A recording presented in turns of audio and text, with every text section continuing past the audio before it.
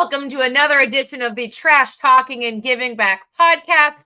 I'm Erin-Cofiell-Barker. This is Joe Sinagra, my lovely co-host. He works at Myers Containers. He does it all. This week, no guest for you all. We are just going to pick Joe's brain and see how good he really is at his job. I appreciate that. So we'll do our best. And I did not send Joe any idea of what we'd be asking. So we'll have to see if we catch him in anything he's unsure of. I feel like, Joe, how do you handle that when someone asks you something? Are you like a BSer, make stuff up, or are you just like you know what, I'm not sure, like I'll get back to you? Yeah, that's why I did well at college, because I know just enough about a lot of stuff and I can BS my way around. Plus, it's easier to ask for forgiveness than permission. So we'll just make it up. So it's my whole life. That's why raising kids was so much easier. You just wing it. Just wing it. Figure it out. They're still alive. They both almost are out of the house. Like, you're good. You're in the clear. Exactly. I've got a long ways to go with the 3.5-year-old and the 19-month-old. I had the classic. Actually, here's a good question. Are your kids like the classic, like first child was a little bit more like buttoned up, prim and proper, and then second was like the wild child?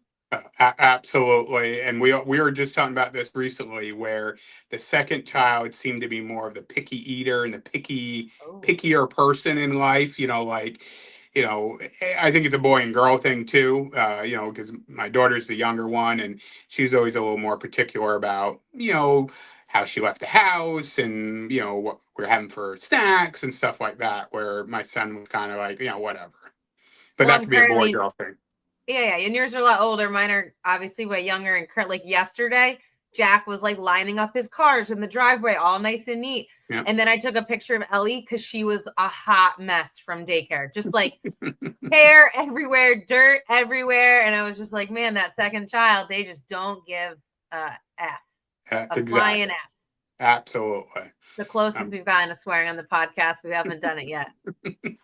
Still early. All right. What else is going on in your life? Not too much, around here, as the summer trucks along, guys are out there working, summertime seems to be more, the second largest volume of waste is created typically in August. So we're right in the middle of that kind of heavy season of waste and recycling. So guys are working hard, but it's good. Why August? I'm assuming the first is like Christmas time. Christmas time, yeah. So why August? So August, people are coming out of the vacation time and preparing for like back to school and stuff like that. Back to school shopping. So a lot of people are like purging, like, oh, before we bring, like my parents always said, before you can bring something new in the house, you got to get rid of something old. So a lot of people do that. So there's a lot of purging of that stuff and people beginning the process of kind of getting prepared for fall and those projects that you're supposed to do in May, you pushed off, cleaning the garage, things like that. So, back to school, like I'm seeing, some schools in the South are already back, and colleges are going back in a couple of weeks. So, we see a big uptick in August. How does it go down at your house? Are you the purger or the saver? So I used to be the purger, but as we accumulated more stuff and my wife got older, the roles reversed. So she is the get rid of stuff and everything in between. So I tell the funny story that when we were moving, there was a old music box that my parents had in their house that we had. And of course, it accidentally went in the purge pile and is, has since been. It's still gone. I feel like you told it. I feel like you told that story here on the podcast that she hadn't maybe noticed yet that it was gone. She hasn't noticed yet, thankfully. So and so she must not listen. Hopefully when she listens to this week, I'll get in trouble. That's how we'll know if she listened or not. I got in trouble last night at Trader Joe's, so it's all part of it. What did you do there? We were checking out, and the checkout person made it.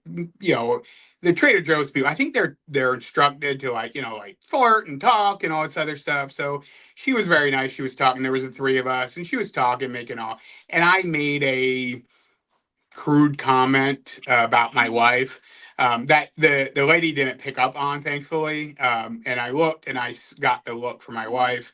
And then when we got in the car, she instructed me that the college jokes, I think, are long past due. So wait, I have a few comments about this. I do believe they're instructed to interact. I'm not sure flirt is the word, the official word in the handbook of what the Trader Joe's people. No, they definitely are. Because my wife came home, and if we had her on, she could tell the story. She said, because she loves Trader Joe's, and that there was a person there who would flirt with her all the time. And she would say, she one time asked where like the cream cheese were or something. And he's like, oh, I'll show you where my cream cheese is. And she got taken back. Oh, swear to God. Yeah. Yeah, absolutely. All right, well, that's kind of amazing. I didn't even know. Here I was kind of making you be a little bit of like a weirdo, thinking the Trader Joe's people are always trying to flirt with you, but no, I know. I gotta go. Maybe I always end up in the female line. I gotta go in the male line a couple of times. Yeah, and, or the female line. It is Vermont. Yeah, that is Vermont. Very true. Very true. Very true. All right, you have to figure out where to go from here. Do you want to start talking composting, or you got? Well, no, it's a good transition because, there is a lot of food waste, and, it's a struggle in my house that I have one child who's not a big leftover fan, and I have another child who does. And, it's the old joke of, usually in every relationship, there's the one who eats the food 2 days past expiration, vice versa. So we have a lot of food scraps, and compost is a big thing. And Vermont, a few years ago made it law that you have to compost. So compost is becoming a much bigger thing, and it's becoming a big challenge for everyone, both the consumer and also us as the hauler.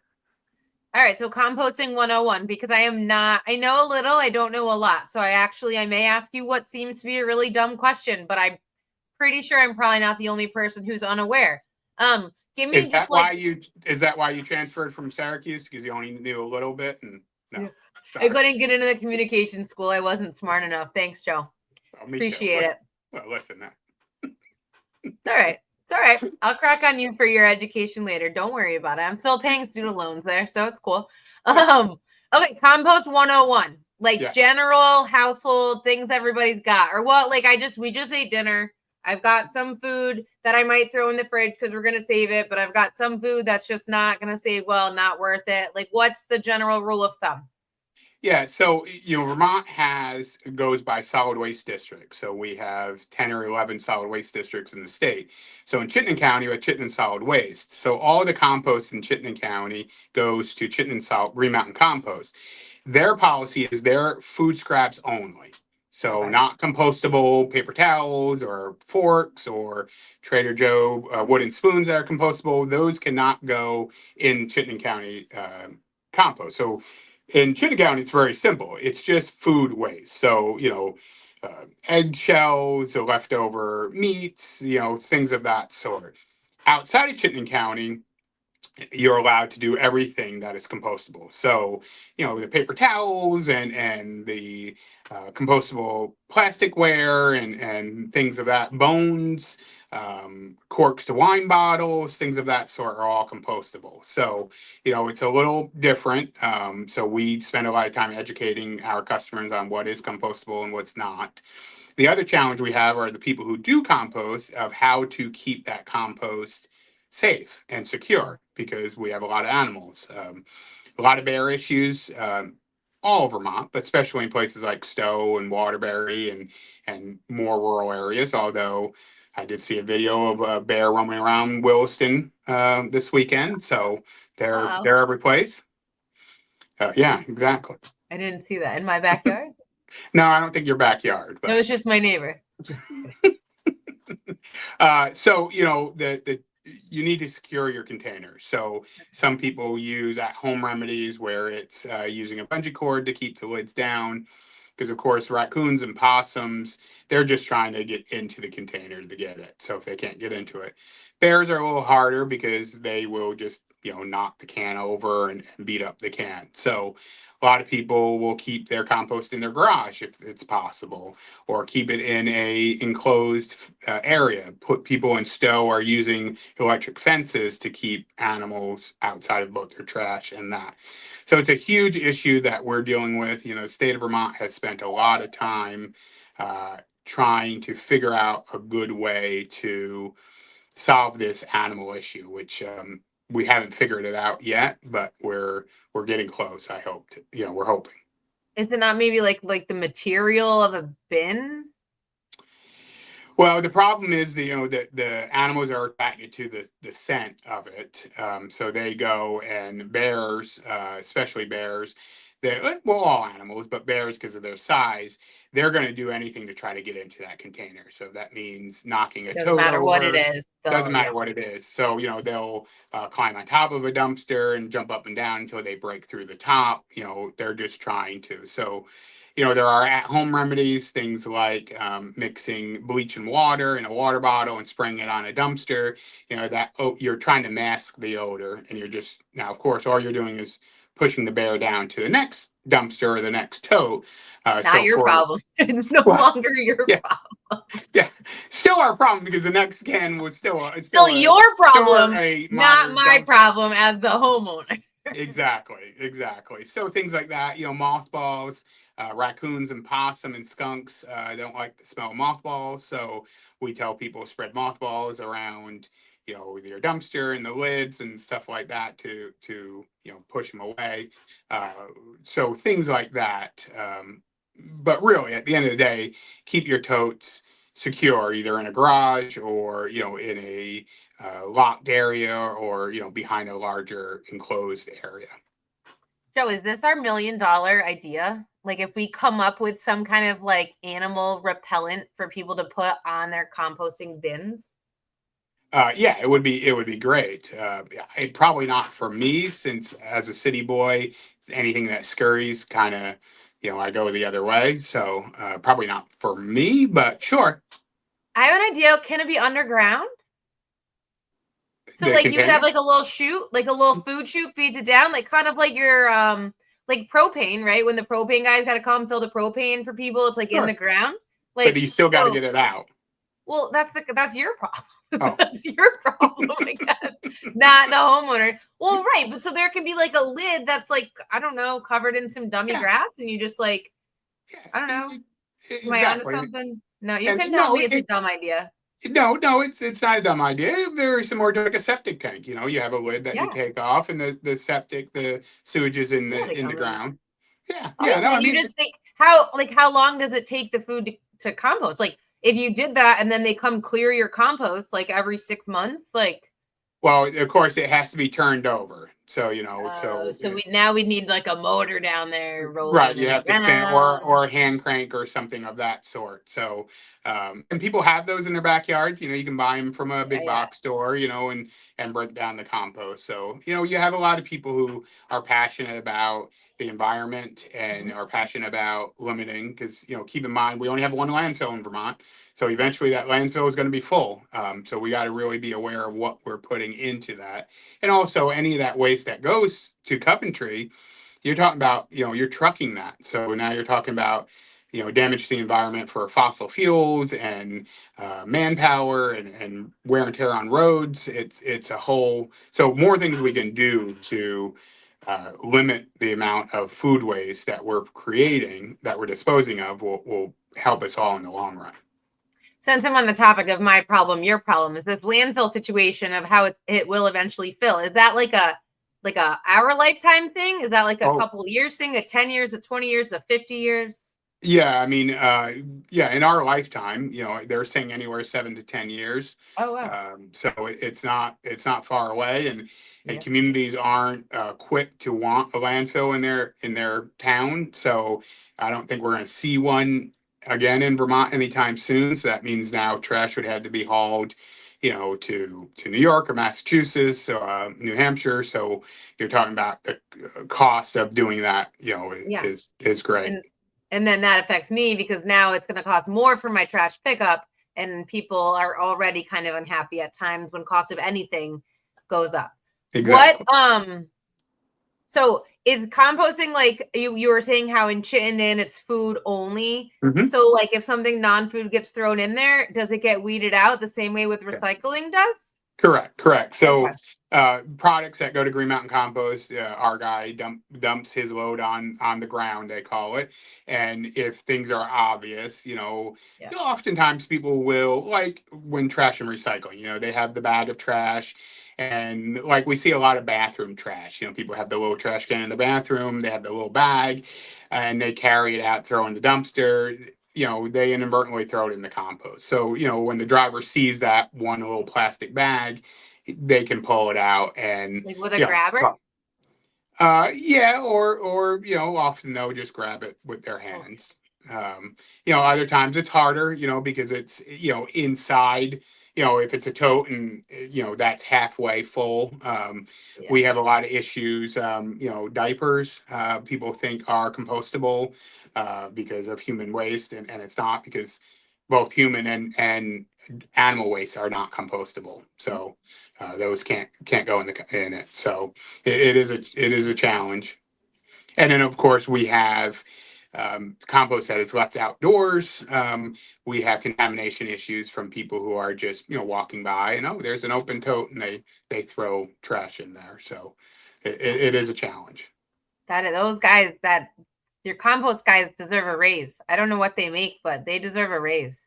They do. It's a hard job, because you're also, trash in a dumpster, you're mixing it with other things in trash, of course. Compost, it's all compostable items, and majority of it is food. So especially in the summertime, you can imagine the odor that comes along, and you can imagine the weight and things of that sort that go along with it. So yeah, it's a hard job. Because they also have to walk up and grab the tote and roll it back to the truck and things like that. So we do a lot of big corporate clients. So places like the prison in South Burlington and St. Albans and Newport, you can imagine the volume of compostable items they're producing. So, it's a hard job. Do they sort them well? I feel like it's probably someone's job. So it gets paid attention to maybe more than at other places. They do. And we're now at the point where the people who are composting, and they're composting religiously, they're doing a very good job at it. Florist is another one that does a good job at composting. They're sorting and things of that sort. So, and that can go to different places. Hudax and St. Albans takes a lot of those types of compostable items, which is great. So if something's compostable, but you can't in Chittenden County do it, right? So like compostable spoons, is it automatically it's recyclable? Is that a dumb question? Or is it trash? No, it would be trash, because a lot of times there's going to be food waste on that. So if you're using a compostable fork, there's typically would be fork waste on it. Now, of course, if you clean it and then you recycle it, then yes, they can go in recycling. But bones, for example, are trash. So they're not recyclable, they're not compost. They have to go in the trash. Eggshells, same thing. They're trash? not. Well, eggshells are food, so they are compostable. Oh, they are compostable. Okay. Yeah, eggshells are. Interesting. I heard a hack. I don't know if it's actually a hack. Someone I knew, I guess they had a lot of freezer space.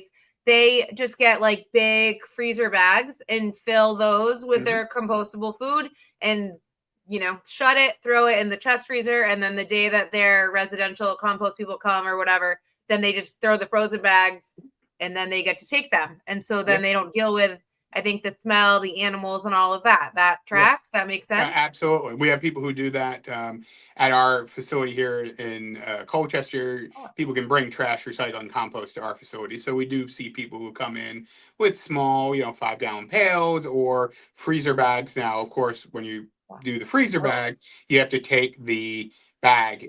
You have to take the product out of the bag. See, I didn't think of. There's no such thing as compostable. Well, it needs to be food scraps. Correct.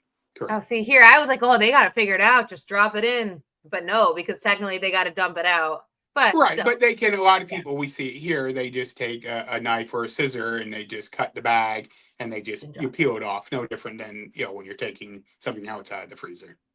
And then just to clarify, so you guys don't get a whole bunch of phone calls of people being like, come be my residential composter. Right. You guys, what are you offer composting for commercial right now, but people are able to come up? Tell what kind of things. Absolutely. Yeah. So right now we only do commercial composting, partially because there isn't a good way to collect compost on a smaller scale. We use 32-gallon containers. So that's about half the size of the totes that you might see on the street corner. Well, 32 gallons of compost, it's a lot of food scrap. So a average household, even with picky kids eaters, you're not going to fill that 32 gallon, it's going to take you a month to fill it. So no one's going to want to keep food scraps in their garage for a month. And the smaller 3 and 5 gallon pails that people want, there's just no easy way of collection for that because because as it is, it's a separate truck that picks up the compost now. So you would have to have a fourth truck picking up stuff, and it's just not feasible. So 32-gallon totes are for commercial establishments. So restaurants, apartment buildings, larger areas. We do have some homeowners association who have a community compost. So they leave it at their community pool or stuff like that. So the 20 or 30 houses can dump every day. And then it makes sense to dump it once a week. So Right. people can do that as well. But here at our facility in Colchester, people can come in, any day during the week with their bag trash, their recyclables, or their compost, as well as all their construction debris, and either have it recycled correctly or trash is disposed of. So we get a steady line of people coming here every day, getting rid of their waste. Perfect. I like it. Do you guys, I feel like I want to come make like a fun video over there at Myers of being like the garbage compost recycle police. And like I get nervous, right? Sometimes when you're at like a restaurant and then you have to like sort your own. I'm like, oh God, what do I do? That I feel like if I worked like at the Myers building with you guys, I'd be like, what? I don't know the right place to put my garbage, and people are going to judge me and question me and be like, Erin, what are you doing? Well, listen, and we run into it all the time too, because we have people who we get a lot of stuff where people say, I just don't know what to do with it. So styrofoam is a big thing. People think styrofoam is recyclable and it should be recycled. Unfortunately, in Vermont, it isn't. There isn't a place for it to be recycled. So we get people come in with, they get a new couch, they get stuff like that, and they have this. So it goes in the trash, and a lot of times they look at it and go, why is it going in the trash? So it's a learning experience and a time to educate people. But yeah, it is a challenge, and our guys and gals work hard at it, sorting it, because it's not just that. We're getting computers and electronic waste and construction debris and refrigerators and things of that sort. So it takes a lot and a lot of different piles to make sure we're doing it all the right way. To be fair, I wasn't saying it'd be intimidating as a customer to come in recycle because you would tell me. I mean, internally, like in the office, Yes. Like Joe just ate his lunch, he's going to throw it out. I want there to be someone with like a big buzzer that goes off if you drop your cup in the wrong place. Oh no, we do. I mean, you walk into our lunchroom any day and you see people, finishing their lunch and they walk over and we have, trash, recycle, compost in the lunchroom, and you see them sort of, and sometimes you get people, deer in headlights, where do I go with everything?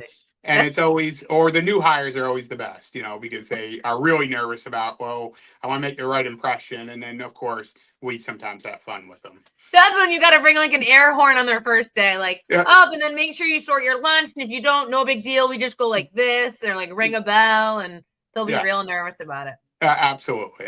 But it is important, to come full circle here that, we only have one landfill left in the state. Yeah. So it's important to diversify as much as possible. All right. Anything else about composting before we do trashy or not for this week? Yeah, no, I think we knocked it out of the park, and people can always go to our website to learn more and always call us. We love to talk about trash. So we welcome anyone to give us a call. I love it. Whoever the go-to question taker is, you should start asking them to keep them for you, and then we could answer them on the podcast, because every now and then, if one person has the guts to call you guys with the question, a lot of people are probably wondering the question. Absolutely, and that's a great idea. We'll have that. I'll send around a note to everyone in the office to start compiling the questions. Their questions. Yeah. Oh, I wish there was just one person who fielded them, because we could just have them on every now and then and just be like, all right, what questions did we get this week? Well, not to sidetrack, we talk a lot about on podcasts how we're a family business, and Jeff started this with his boys. So one of the things that Jeff has really pushed here is that we will never go to an automated system. So we'll never have push one.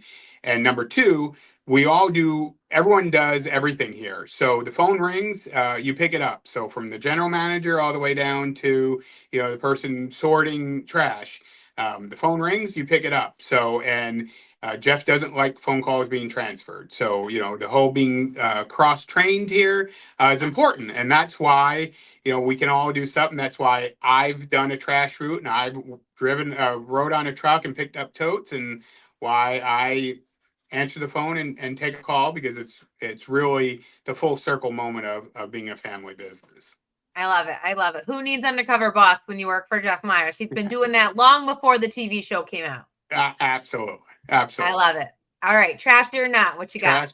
Trashy or not. And I think this is a good one, because sometimes I get criticized or picked on because I like to push the envelope a little bit, and I live in the gray area. So this is one time where I lived in the gray area.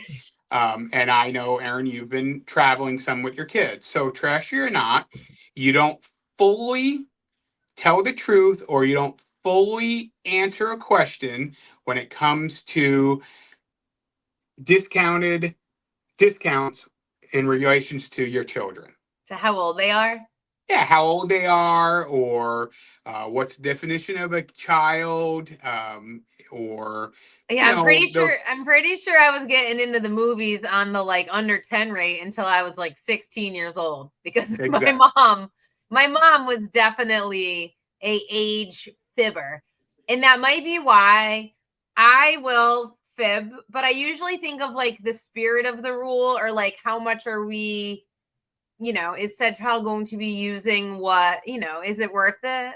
I hate to say that, but I mean, it may be a little trashy. I think also it maybe depends on what you're doing or where you're going or who's benefiting from the financial gain of you being honest. But I don't know. I don't want to say it's trashy because I'm definitely guilty. So last summer we were out of state, and we went to a state park in another not Vermont state, and there was a sign that had the prices for, adults and children, and it said children, under 12 was X amount of dollars. So I pull up and they said, how many? And I said, 2 adults, and my child. And he says, okay. And, I paid the child. You didn't clarify. He didn't ask. And I said, and she was my child, and I paid the child. Now, of course, she was 19. So, she was an adult, but she was my child. So, yeah. No, I'd agree, especially if they're like vague like that and they don't ask, then you just left information out. That's maybe kind of on them for not asking you, oh, how old? But what about like kids eat free? You go to a restaurant, and, on Monday nights, it's kids eat free with the, adult entree. So you go with your 2 kids, and you get, or you get the, Right. Or just what if you just want to get something off the kids menu, or the kids menu has the age. Sometimes it'll say like 12, and then you're like, well, they're 13, but they just want something off the kids menu. So we're going to go with 12. I'd go with 12. Exactly. So not trashy, because it is trashy, but we do it, so it's not trashy. So it's like low key. It's like on my like trash scale, it's like here. Exactly. Like we're barely. Well, or do you remember penny a pound night? Oh, at the Ground Round? I feel like I don't think they're still open. That's one, like, you can't lie on it. We used to do that all the time in Connecticut, because there's one right around the corner, and we were all very little kids. So I think we were having like 45-cent dinner for a long time. Yeah, absolutely. Yeah. But you can't lie on that one. So that's helpful. We went to a place on vacation where the kids age like 6 to 17 was more expensive than the adults or the under 6. Because it was a place that that's the age group that was going to use most of the things. Oh, all right. But you don't usually see that, right? Where like the kid age is more than, Yeah. Is it trashy to say you're a senior before you're a senior? Will you start doing that? You got the hair. No, absolutely. And that's a good one, because I know a lot of people say, oh, I'm a senior or whatever. So no, absolutely. I live in the gray world, so I'll take any discount you give me. So, I have some morals. I won't use like. I have some morals. If it's a fundraiser, we'll pay full price. Just to let the record show. If it's a fundraiser, we'll pay full price. Right. Or I won't say I'm a veteran if I'm not a veteran. That's But if somebody wants to give me a senior discount, I'll take it. Thank you very much. All right. I would love to hear actually how many of you have also done this, and if it's something you share with people, or if it's just something we all do, we just don't always talk about. Comment for us below, like us, subscribe to us, share your podcast with us. You never know what we'll have each week. Usually we have a guest talking about giving back in our community. This week we talked about giving back by helping keep a little bit more out of the landfill by encouraging that you continue composting like good Vermonters do. Have a good week.